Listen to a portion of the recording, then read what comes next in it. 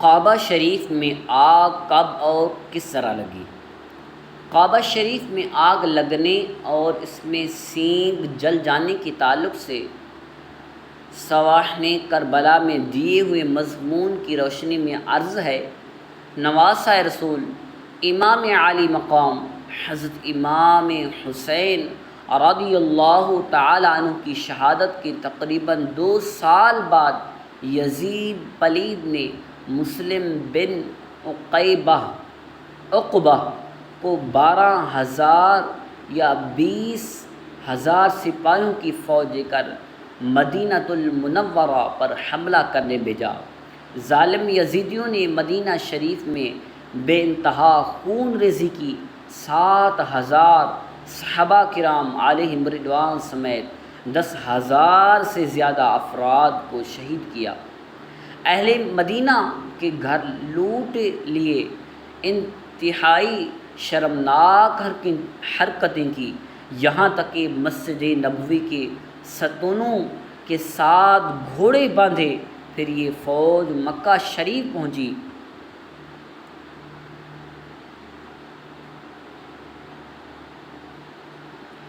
منجنیق جو کہ پتھر پھینکنے کا آلہ ہوتا تھا، اس کے ذریعے پتھر برسائے، اس سے حرم شریف کا صحن مبارک پتھروں سے بھر گیا۔ مسجد الحرام کے ستون شہید ہو گئے اور کعبۃ اللہ کے غلاف شریف و چھت مبارک کو ان ظالموں نے آگ لگا دی۔ کعبۃ اللہ شریف کی چھت میں حضرت اسماعیل علیہ السلام کے فدیے میں قربان ہونے والے جنتی دمبے کے جو مبارک سینگ تبرک کے طور پر محفوظ تھے، وہ بھی اس آگ میں جل گئے۔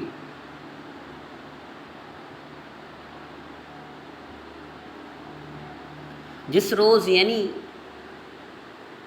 15 ربیع الاول 64 سن ہجری کو کعبہ شریف کی بے حرمتی ہوئی تھی، اسی روز ملک شام کے شہر حمص میں 39 سال کی عمر میں یزید پلید مر گیا۔ اس بد نصیب نے جس اقتدار کے نشے میں بد مست ہو کر امام عالی مقام حضرت امام حسین رضی اللہ تعالی عنہ اور خاندان رسالت کے مہکتے پھولوں کو زمینی کربلا پر خاک اور خون میں تڑپایا، مکہ مدینے والوں پر ظلم و ستم کی آندھیاں چلائیں، اس تخت حکومت پر اسے صرف 3 برس 7 ماہ شیطانیت کرنے کا موقع ملا۔ اس کی موت میں کس قدر عبرت ہے۔ الموت الموت الموت۔ کسی شاعر نے یوں کہا، نہ یزید کی وہ جفا رہی، نہ شمر کا ظلم و ستم رہا۔ نہ یزید کی وہ جفا رہی، نہ شمر کا ظلم و ستم رہا، جو رہا تو نام حسین کا جسے یاد رکھتی ہے کربلا۔ جو رہا تو نام حسین کا جسے یاد رکھتی ہے کربلا۔ صلو علی الحبیب صلی اللہ تعالی علی محمد۔ کیا ہر کوئی خواب دیکھ کر اپنا بیٹا ذبح کر سکتا ہے؟ یاد رکھیے، کوئی شخص خواب یا غیبی آواز کی بنیاد پر اپنے یا دوسرے کے بچے یا کسی انسان کو ذبح نہیں کر سکتا۔ کرے گا تو سخت گنہگار اور عذاب نار کا حقدار قرار پائے گا۔